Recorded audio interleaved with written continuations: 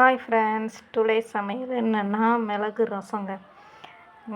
மிளகு இல்லைங்கிறதுனால மிளகு பொடி எடுத்திருக்கேன். நீங்கள் மிளகு எடுத்துக்கோங்க. தேவையான அளவு கொஞ்சோண்டு வெந்தயம், ஒரு ஃபுல் சைஸ் பூண்டு ஒன்று, அது தோல் உரிக்கக்கூடாது, ஒரு வரமிளகா, ஒரு பச்சை மிளகா, கொஞ்சம் ஜீரகம், எல்லாத்தையும் சேர்த்து கொஞ்சம் கொரகொரப்பாக அரைக்கணுங்க. இதில் இப்போ என்ன எடுத்து வச்சுருக்கேன்னு பார்த்தீங்கன்னா, ஒரு சின்ன சைஸ் புளி எடுத்து அதை நல்லா கரைச்சி அந்த சக்கையை எடுத்து வெளியில் போட்டு, அதோட 2 தக்காளி, கொஞ்சம் கொத்தமல்லி தழை போட்டு நல்லா பிசைஞ்சு வச்சுக்கணுங்க. அந்த கொத்தமல்லி இலை சாறு அந்த புளிச்சாறில் இறங்கும்போது ருசியே தனியாக.